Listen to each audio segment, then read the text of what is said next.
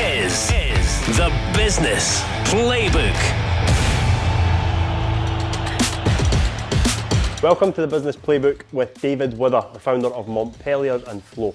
I'm absolutely buzzing to have David on the podcast. Montpeliers are an Edinburgh hospitality powerhouse with brands like Indigo Yard, Montpeliers, Coco Boho and Tigerlily. Some of the best venues in Edinburgh fall under the Montpelier brand.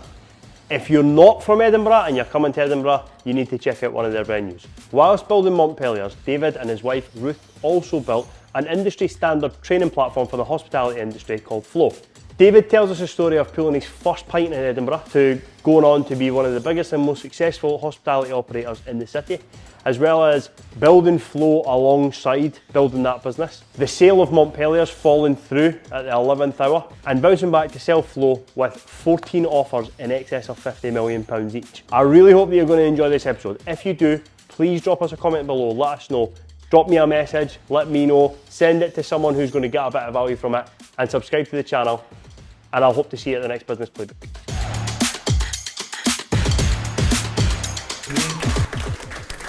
Thanks everyone, thank you for coming.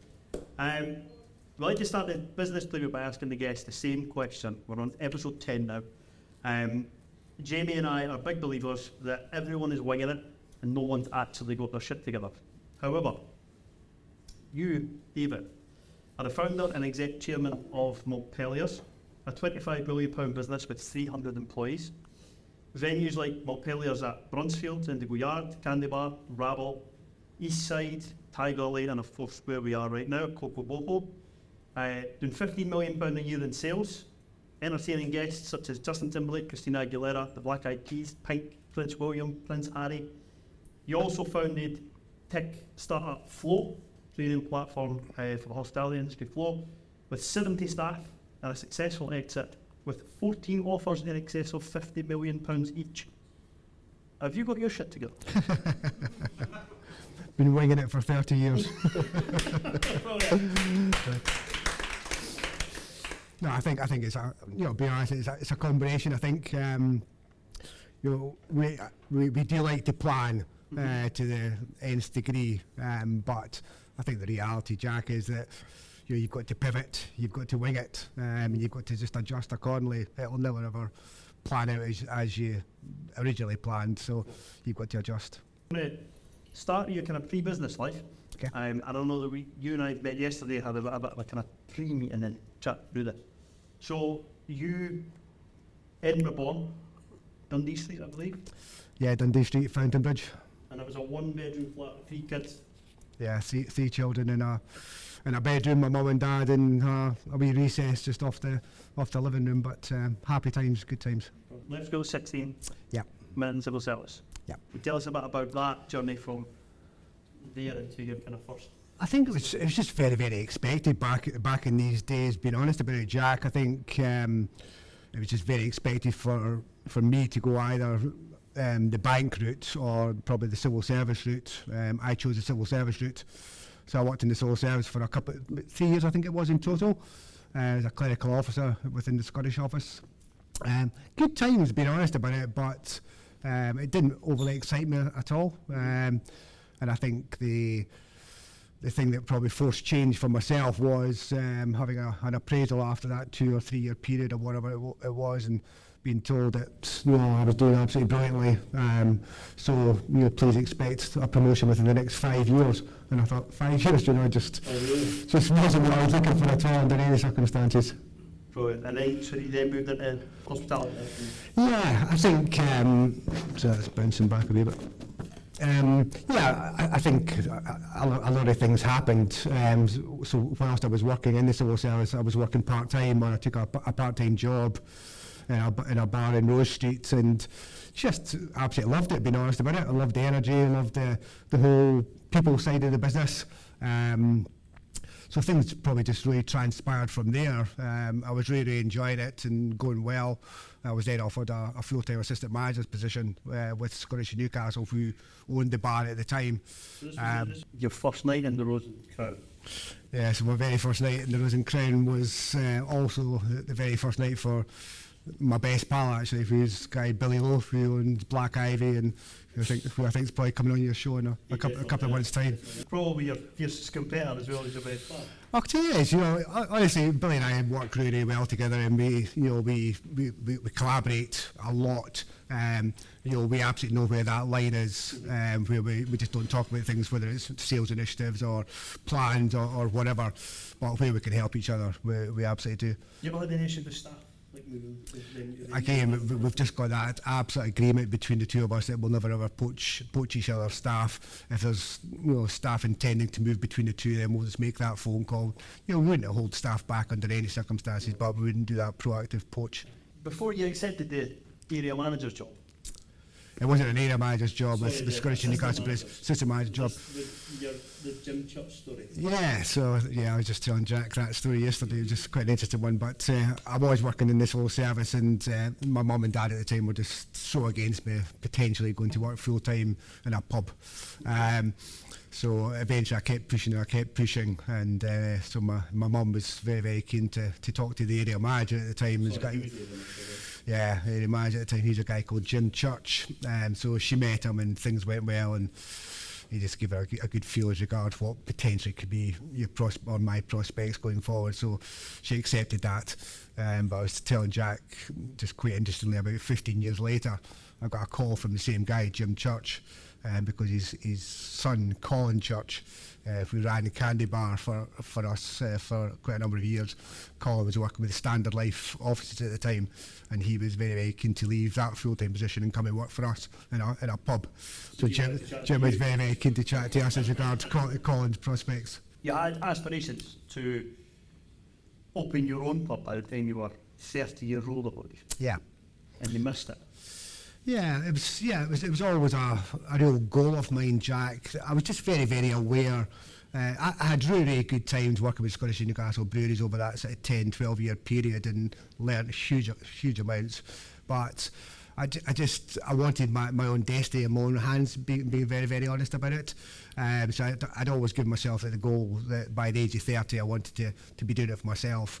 And I think I said yesterday that I was probably quite fortunate because I was in head office for that last 2 or 3 years as a development manager, and I was under a real pressure to move down to Northampton because they were moving their whole head office down to Northampton. I just didn't want to be doing that with the family, so that was probably the final kick up the bum that I needed, because things were going well. I was earning good salaries, good bonuses and so on, but that was the final kick up the bum to be doing it for ourselves. So I missed it by a week. I think it was a week after my 30th birthday when we actually took the keys from Montpeliers up in Bruntsfield. It was an Indian restaurant at the time?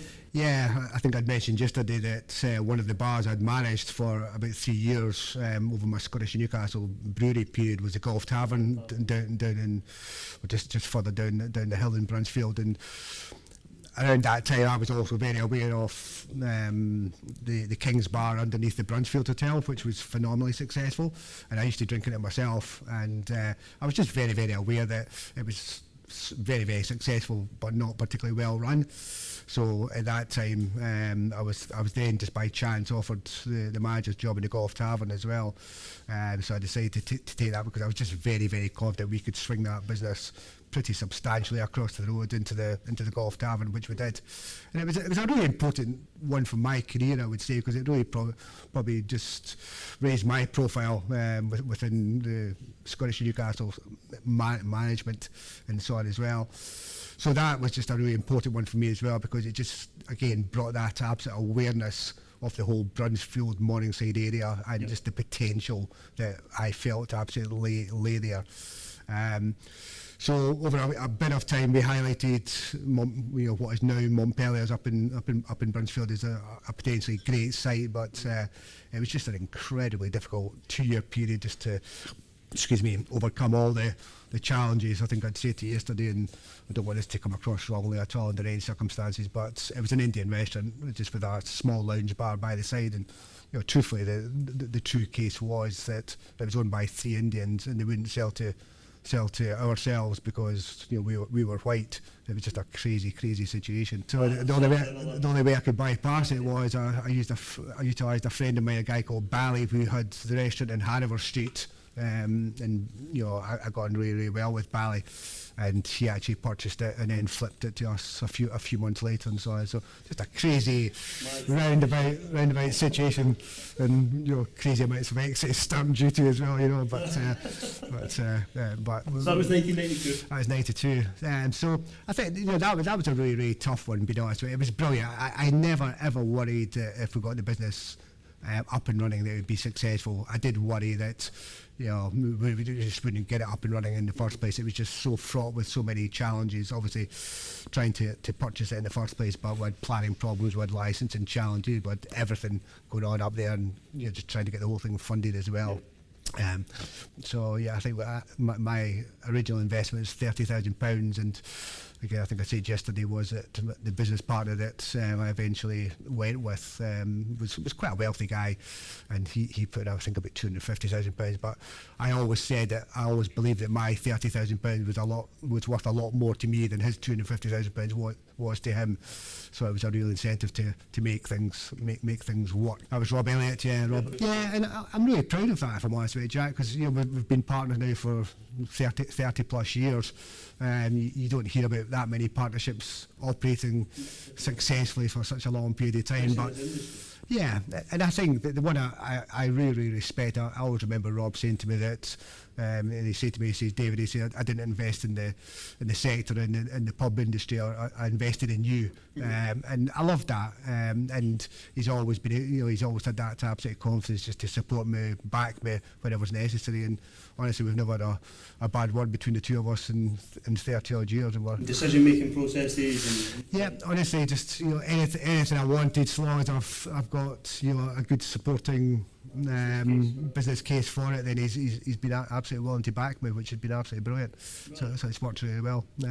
And Montpeliers is obviously a massively successful bar in Edinburgh. Yeah, we're very fortunate, Jack, that just literally from day one that one just went off like a train, and it just takes the absolute pressure off the situation, because you know the reality with a new start business. You're always struggling for cash, and you've got to be taking pretty good income from a pretty early stage for it all to work. But show of hands in the room who's been to Montpeliers and Bruntsfield. Everyone. There's loads and loads of stories around Edinburgh about all these guys meeting their future wives in Montpeliers and so on, which is quite nice. But yeah, it was just incredibly successful for us. And I think the nice thing about that, Jack, was when I look back, it was a bit of a risk. It was a brilliant location, and I'd like to think that we had a pretty good idea as regards what we were doing. We put a good team of people together. It was also one of the first ones that kind of brought. It was. Yeah, it was. In my view, it was that first hybrid of bringing almost bar and restaurant together. Back in that day, back in the early 90s, it was very much either bars or pubs or restaurants, and we just felt for quite a long period of time, just looking at what was happening across in Europe and so on, and a wee bit down in London and so on as well. And it was a real opportunity to bring the two together, and so that's what we did. And I think, again, I said yesterday, but it took a lot of strong management, because you're a very, very busy bar, you're a very, very busy restaurant. It's very easy for one just to take over from the other, and then you're back at either bar or restaurant. But we just worked really hard at keeping that good spot in the middle, and drinking and smoking on one side, eating on the other. Yeah. People leaning over tables and putting their cigarettes out when somebody's eating and stuff like that. Just torture. But you've had decades of success there. You described meeting Rob as the luckiest break of your career. Yeah, I think it was. I think Rob and Wendy have been the perfect partners for me, if I'm very frank about it. And I'm just very appreciative that it probably wouldn't have happened without them being frank about it. So in Montpeliers that you appointed Stuart Ross. Stuart Ross, I was just saying that, I said to Jack that Stuart was probably one of my best appointments in my career, but Stuart at the time was chief executive of Belhaven Brewery, and he had taken Belhaven Brewery through a management buyout, through flotations, and then he moved on to being on the board of Green King. But Stuart was, because they were one of our beer suppliers, and I got to know Stuart pretty well, but I think the story behind that one was that that was moving towards our second, third site at the time, which was Iguana and Indigo Yard. And I still remember sitting in the bank manager's office asking for £1 million, and when I look back, it's just an absolute embarrassment, just a lack of sort of evidence and financials and everything else I had. And I walked out of that office just thinking, what am I doing? When we had McKeely on the fourth podcast, he was talking about when he tried to open his first venue or his second venue. So he said, it was a terrible time. I mean, the bank let me down. It was the bank didn't let me down. I let me down. Yeah. Absolutely no right to be asking for that kind of money. The bank didn't let me down. Yeah. Well, again, it was interesting because we were talking earlier on to Rick and so on. But probably first and foremost, we are operators. I'd come from a background of managing bars, managing restaurants, and so on. And it's different from business.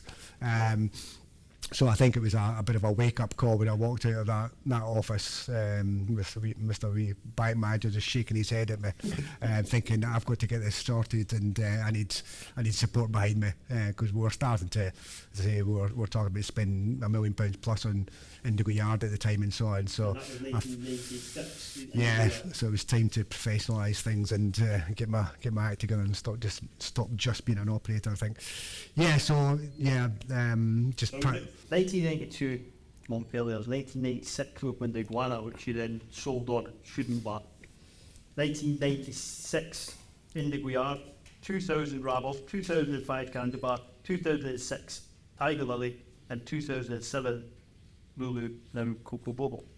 That's quick succession to be opening some big, important now in Edinburgh and flagship venues. So I'd love to talk about the kind of that journey that you went on. So from the first one being Iguana. I think that opportunity came to us actually probably through Belhaven Breweries. But again, just within that demographic up at Edinburgh University, we just saw a real opportunity for doing a really cool, modern, almost pre-club venue. And again, it was probably the very first in Edinburgh, but again, just hugely successful from day one. Again, I think I was saying yesterday that it was brilliantly successful, but the reality was that students were there for 6 months of the year, so brilliantly successful for 6 months of the year, and then dropped a bit of money for the other 6 months and so on. So over a period of time, it was very successful overall for us, but over a period of time for the return that we were getting on it versus the management time that was going into it, it was probably just time to move that on to others. So I think it's probably the only business that we've actually sold over a period of time. You then moved on to Indigo Yard. Yeah. Indigo Yard was probably our first venture into the city centre. I think originally we always saw ourselves more in the suburbs.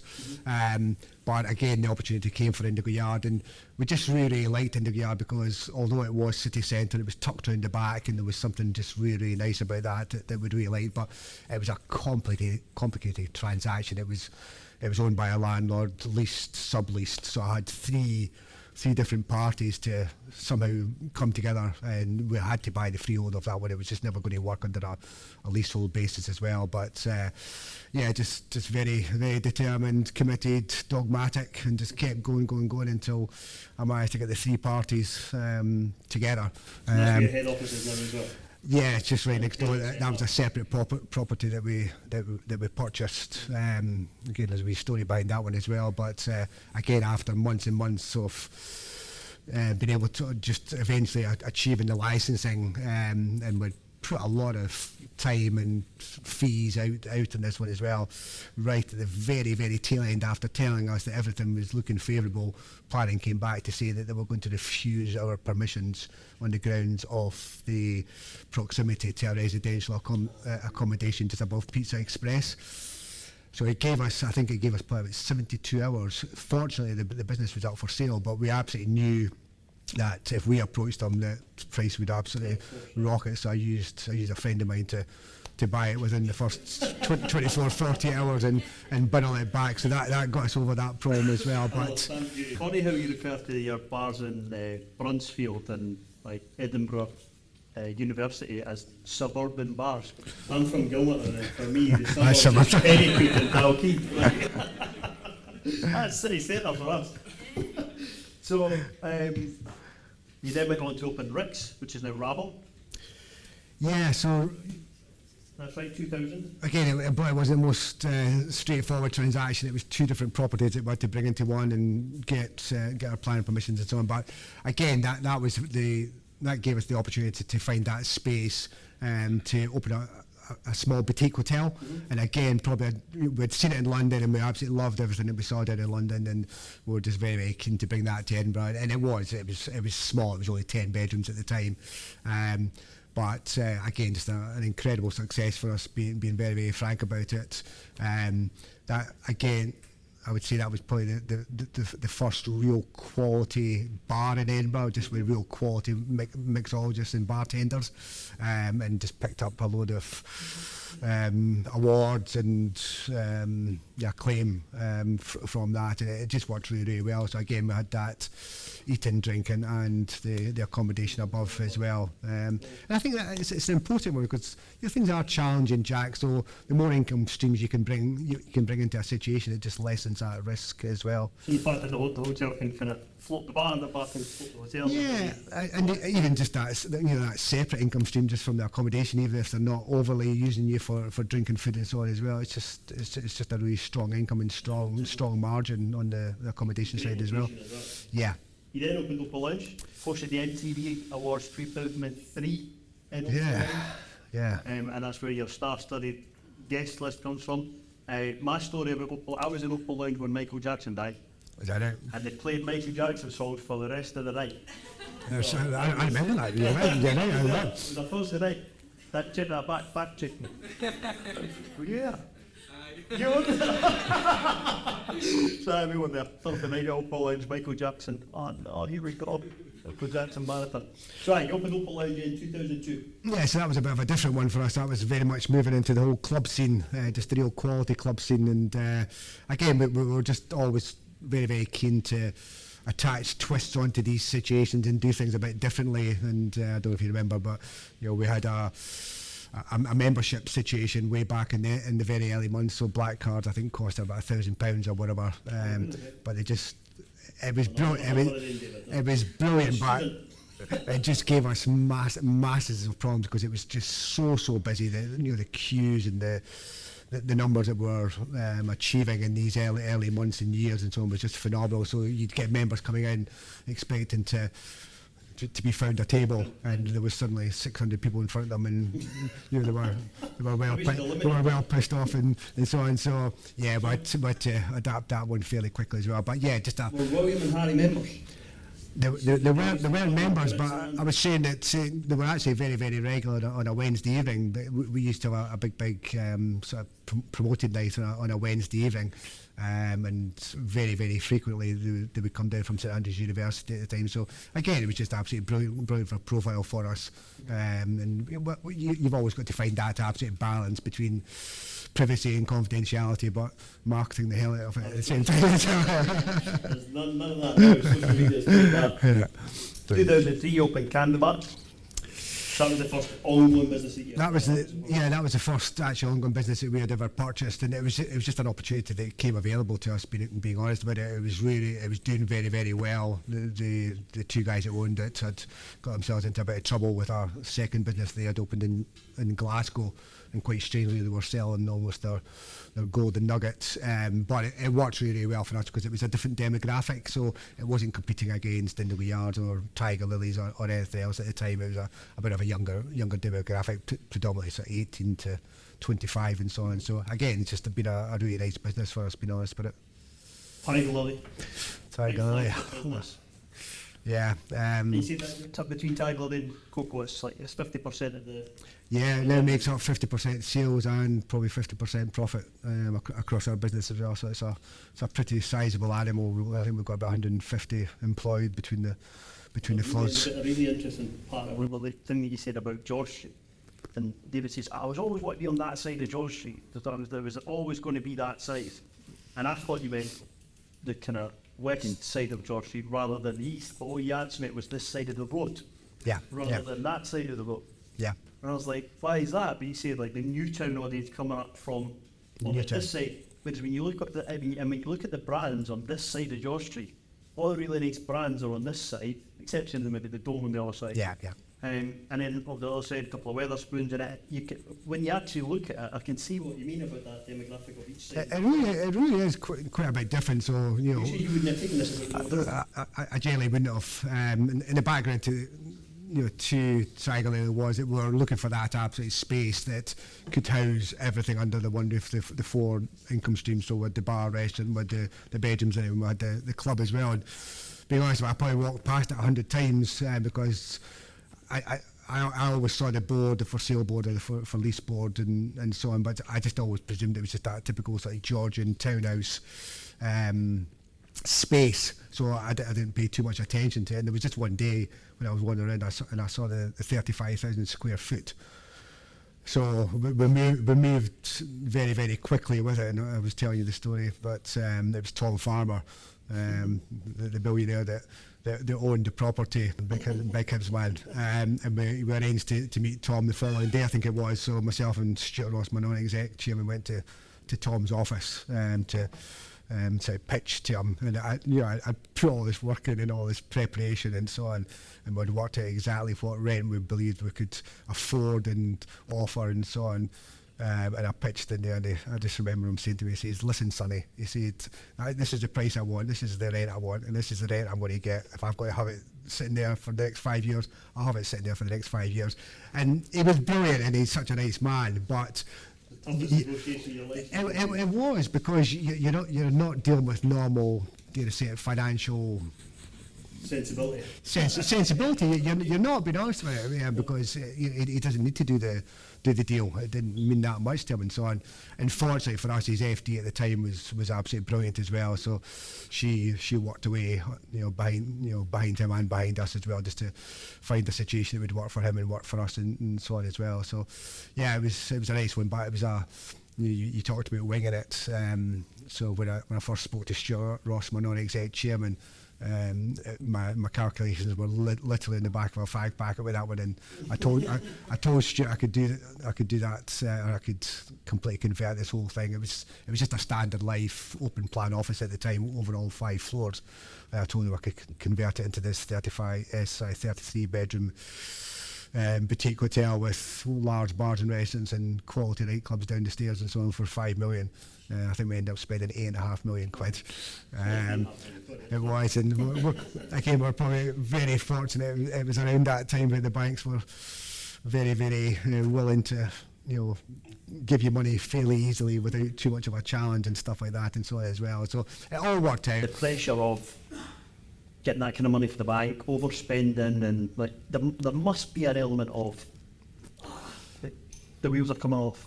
If I'm honest about it, Jack, that didn't worry me or didn't overly stress me. I think it would have stressed me if we'd been quiet for the first few weeks.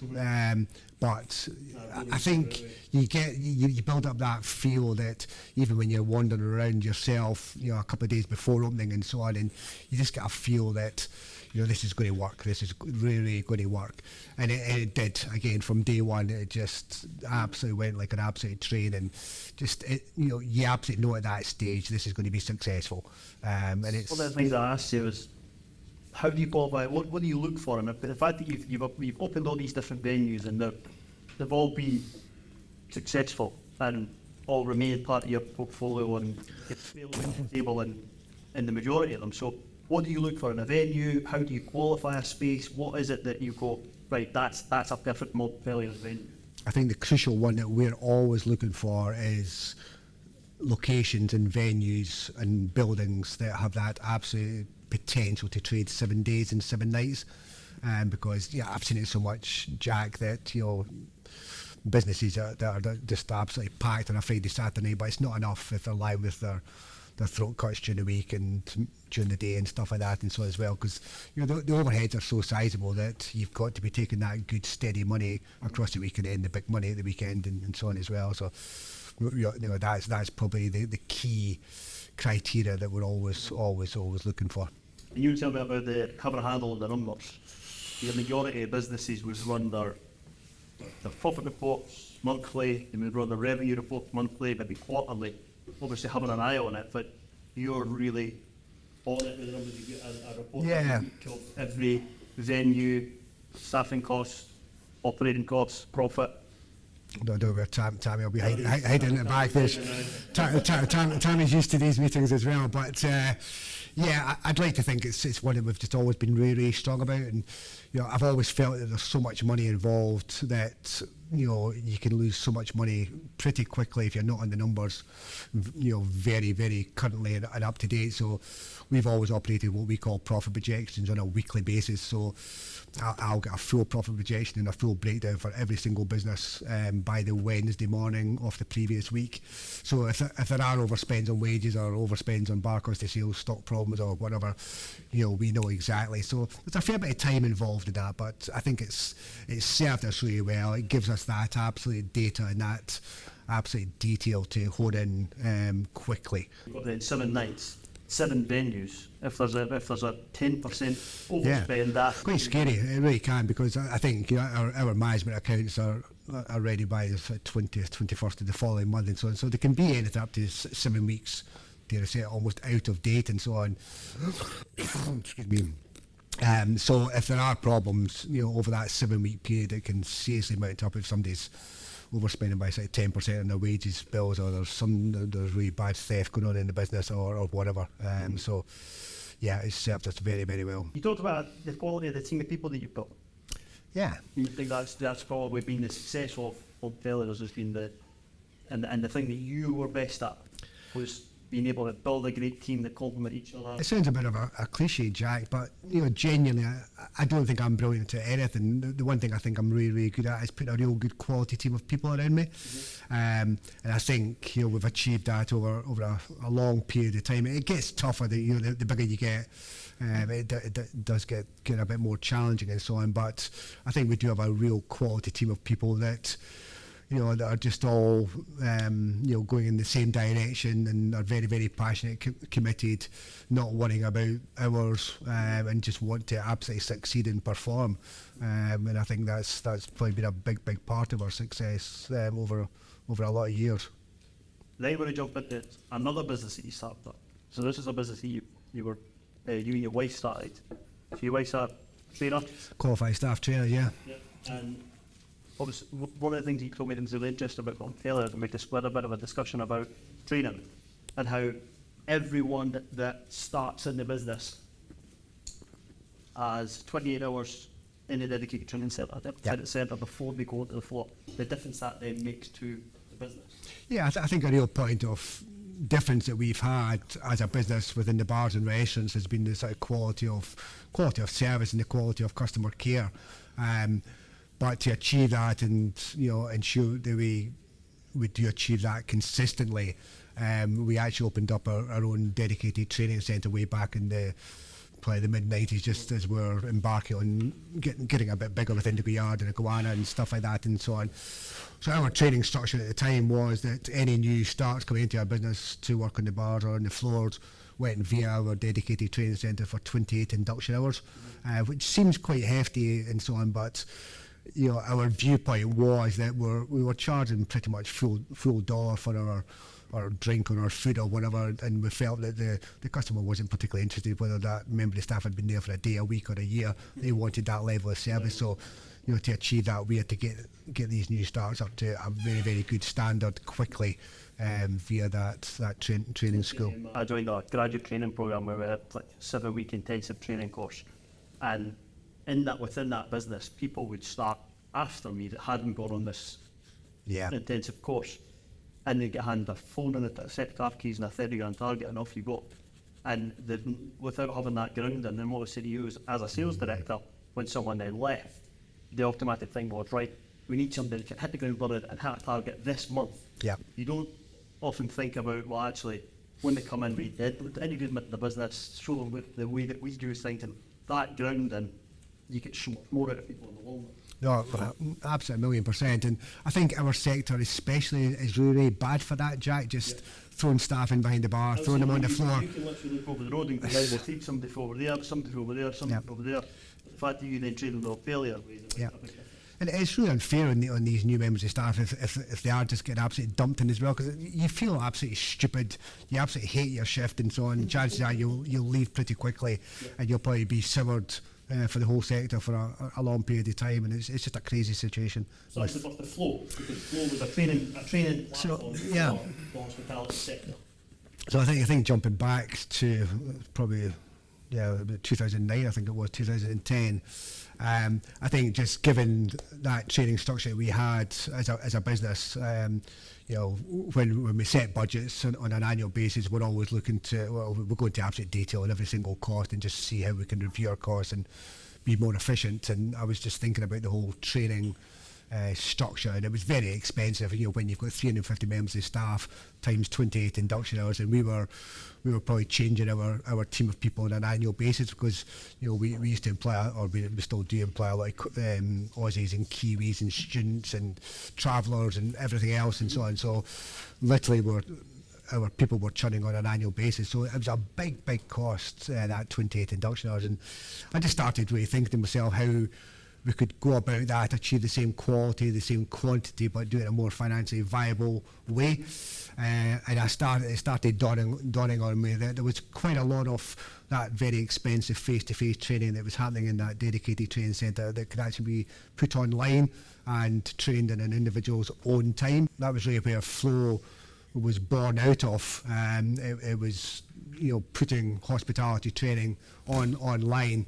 And just as things evolved over a period of time, we started appreciating that there was actually a lot of areas, whether it was wine or bartending or waiting skills, coffee, whatever, that could actually be done online. So that was the birth of Flow. Yeah. So hospitality operators across the UK, Europe, but then you talk about a funny story about trying to when you wined and dined a hotel group in. Was it Aberdeen? Yeah, that was. Brought them down to Tigerlily and slapped them up with a wheel. That was in the very early days of Flow, so we were desperate for that first big customer, and I'd managed to organise that the whole team from this pretty sizable hotel company would come down to Tigerlily, we'd wine and dine them and so on, and ideally win the business. So we wined and dined them, spent an absolute fortune, went really well. And then I think I was following up on the following day with the HR director or whatever, and found out that none of their hotels had any Wi-Fi or any tech structure at all. And that was the reality when we first started Flow in that first 5 years. If I'm very honest about it, the hospitality sector probably wasn't almost ready for it.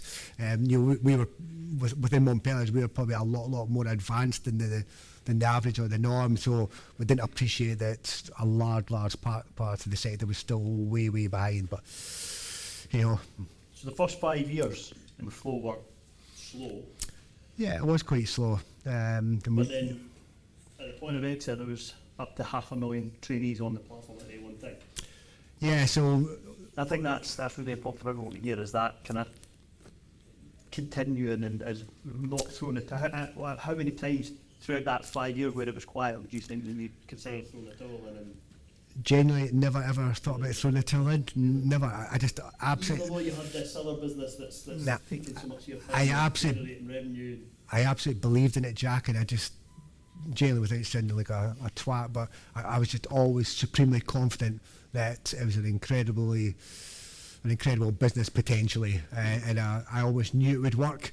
Was it a profitable business in the first 5 years? Probably washed its face, being honest with you. It didn't lose money, but it required a lot of investment. And I think I was saying to you that, again, a big part of building Flow for myself and my wife Ruth was that we're just very keen to have a business that we're almost not answerable to anyone. So we didn't have any business partners with that business, we didn't have any bank funding with that business and so on as well. So it was probably slow because of the pace that we were almost investing as well. We were only investing as we could almost afford, so that probably slowed it down a wee bit as well.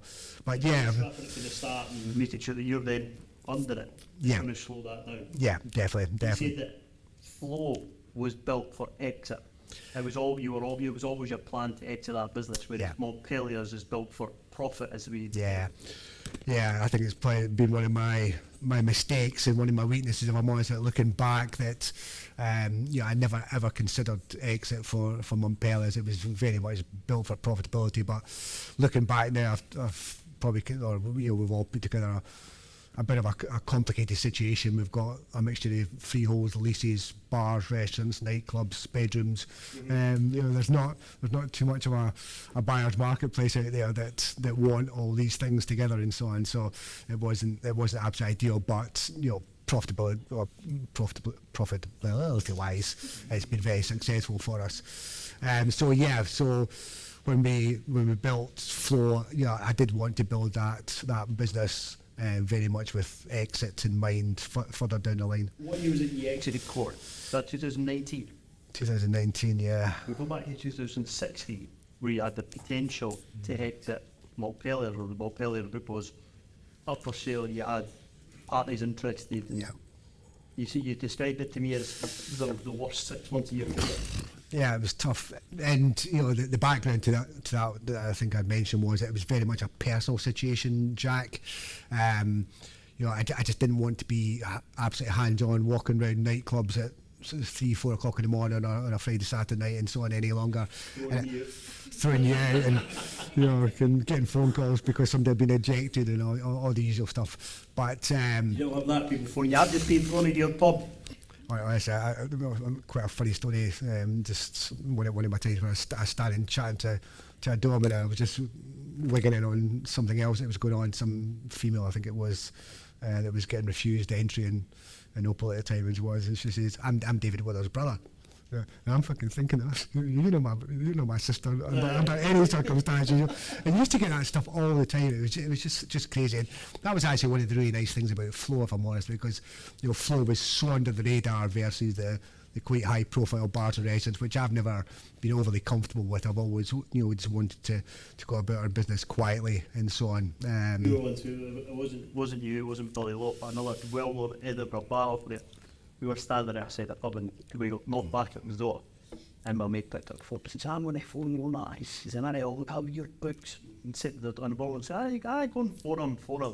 And I'm talking about Joe. So he picks up the phone and he's like, "Hey, I've not got into this pub at the Angel Share. I've not got any Angel Share."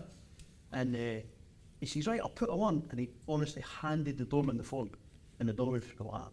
It just flips in. They would have 100% supported my doorman. Sorry, what was that question, Jack? So, my apologies. Back to the potential exit. You said it was the lowest moment you could be super there. Yeah, so it was a personal choice, and I just didn't have that success at the time to take over that managing director's role. So I decided just to go to market with the business, and I think that again that was about eight months in the planning of going to market with it, and various offers, and we ended up going exclusive. It's all reported, so it was Revolution Bars at the time. And it was quite a big deal because I think they were valued about 50 million, we were valued about 25 million pounds. So it was a kind of the category, the accountancy category, but it was a much more sizable due diligence situation than what was normal and blah blah blah. Anyway, it all went really, really well, and it was due to conclude on the Tuesday, I think it had 25 million pounds, and then the Brexit vote happened on the Thursday, 4 days prior. You at that point you're halfway out the door. I'm halfway out the door. I was, and as I say, it was a personal situation, so it wasn't genuinely, it wasn't so much about the money. I just wanted that freedom, if I'm very honest about it.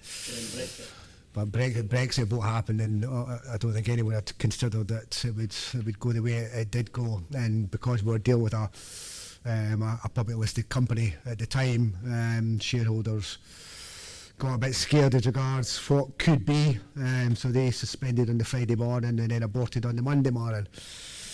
Which was brutal. And again, I was saying to you, I think that was a tough 6 months, because I think the reality is you've lost a lot of trust with your management and your teams, going to market and selling and worried about their own futures and careers and security and stuff like that as well. So it was a really, really tough one. But fortunately, I found that managing director, who's still with us today, and doing a brilliant job. The question I asked you then was the impact that Brexit had on your business, as much as there's been staffing crises, you think that it still would have been they should have bought. Yeah, definitely. I think it would have been a really, really good buy for them, 100%. It's not, Brexit's not really affected the business under any circumstances, sales-wise or profitability-wise. It's given us challenges with staffing and so on as well, but nothing long-term that can't be achieved. How do you then energise yourself to work on the Monday? Really tough. It was really, really tough because it was a real hammer blow. It was so unexpected, and it had been a big process for that and a lot of work for that. That's 8 months period, a lot of fees involved and blah blah blah and so on. So yeah, you just got to find a way to dig deep and just as I say, regain that trust, get everyone back online, get back in direction, and find that bloody managing director, because that was the only solution. Starting to kind of rebuild that trust. Yeah, 100%. And being honest with you, it's actually worked out really well for us, because the business has been absolutely brilliant since then, and I've achieved my own sort of personal freedom to a degree with, and it's my MD coming on board as well. So that was what it was all about. So when your MD came on, that provided a springboard for Flow, because you were then able to focus more time on that. Yeah. So that was 2016. Yeah. And the Flow exit was 2019. Yeah. And at that point, you had 14 offers that were in excess of £50 million each. Yeah, just an incredible situation. So two incredibly contrasting exits. And that's again, was it one was built for exit, one was built for it was, and I'm sure I probably learned a lot from that. Montpeliers aborted exit as well, and so on, to be able to take into the Flow exit and so on. But yeah, Flow just turned into just an incredible success. And being frank about it, we're probably very fortunate in so many ways, Jack. It was under no circumstances was it easy pickings, but we absolutely felt that what our competitors were doing wasn't very good, and we just saw a real opportunity to bring a real quality online training product to the hospitality market that would very much meet the demands and the requirements of quality operators, not so much your bog standard pub and stuff like that and so on as well. We left that almost to the competitors, but it was just an incredible success. So I think by the time we did exit, I think we had in excess of 500,000 trainees on the platform at any one time. I had built it up to I think about £7.5 million recurring revenue, £3.5 million recurring EBITDA. So it was just brilliant, and 40% year-on-year growth. It was just absolutely flying. So ever consider not selling it, keeping a hold of it just to see how big you can take it? I think, being honest about it, it's probably one of the proudest things I've done, because that was new to Ruth and I, moving into the tech industry. We knew very little. We knew bars and restaurants when we embarked on Montpeliers. So Flow was a challenge, but we've always absolutely believed there's solutions to everything. So we worked really, really hard at that. But I think looking back now, it was probably the right time to exit the business, and for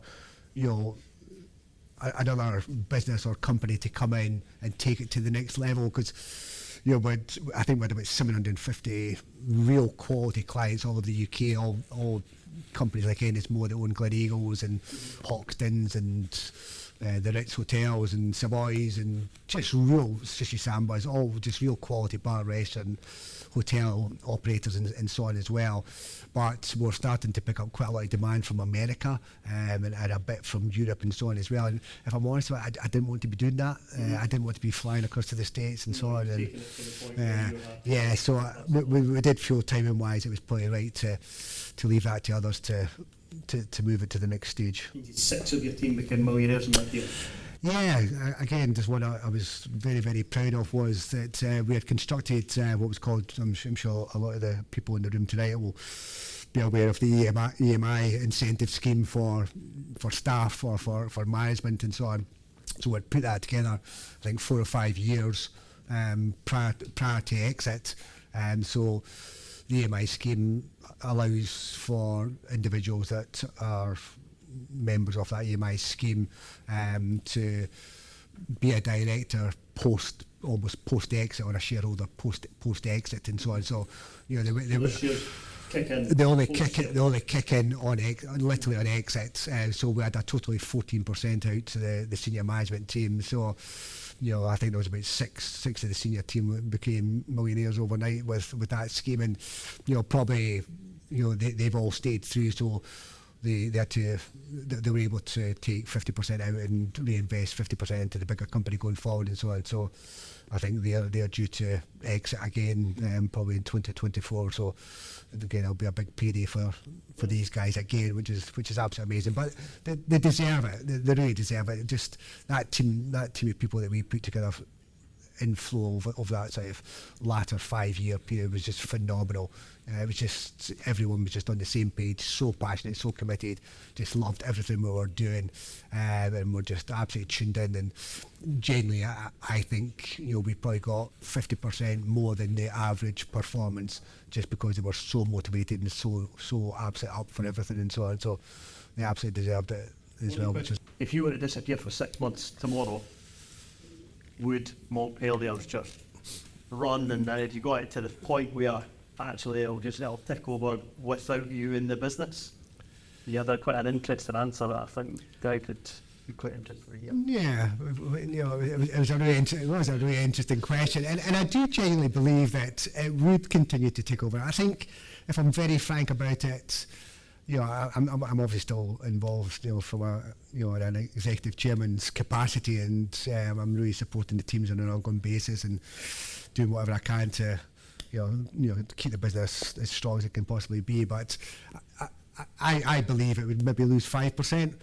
But I know you're talking to Tammy, and Tammy said that she reckoned it would be 20%. So, but what you said to me was that extra 5% could be the difference between a break-even year or a profit. Yeah, most definitely. Yes, you know, I think you're planning to 20%. Yeah, I think I'd like to think, and I'm not sure what Tammy agrees. I'm sure she will agree, but you know, I'd like to think that I've always been really good at getting the best out of people, and we do pressurise people, and you know, drive them really, really hard, and you know, I'd like to think that works really, really well for their own personal development, but it works for the business as well. So the first thing to hear about Tammy is that she'll do anything to get a number. Get a number, absolutely. But you know, I love that, and you know, being honest, she's very, very typical of the team that we had in Flow as well. They were just so committed to achieving the numbers on a week by week and month by month basis and so on. And you know, Tammy's the exact same, and I love that. That is business. You know, as long as it's absolute quality business, and it's business that will, you know, get that return on investment, and we'll get that repeat business and so on as well. So, final question. When we were chatting before we started, you're talking about what you actually define success as. You know, so the freedom that your business success has given you, and that you're now able to enjoy time with your family, grandkids, and like that's how you then measure the success. I mean, it'd be quite interesting. I think a big part of success is being able to be successful, but also be a good person, Jack. You know, I know it can be tough, but I believe that your integrity is absolutely crucial, and I think you can succeed but be a decent person at the same time.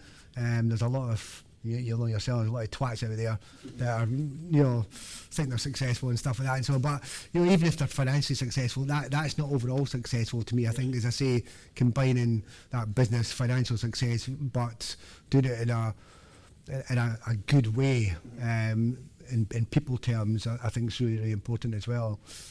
So yeah, it's just that real myriad and hybrid of everything. The podcast we've done with Ricky Nichol, Ricky's in the room tonight, is telling a story about a well-known Edinburgh businessman who said to him, "Ricky, how do you keep your staff so long and like, how they're still in your business?" And he said, "Well, because I treat them well and I pay them well." And they said, "I'll not be fucking doing that." David, that's been absolutely brilliant. Yeah, thank you so much for your time. Yeah, Round of applause. Live on Movie Corner now. If you did enjoy this podcast, please let us know, please subscribe, and please send it to someone who's going to get a little bit of value out of it. Thank you, and I'll see you next time on the Business Playbook.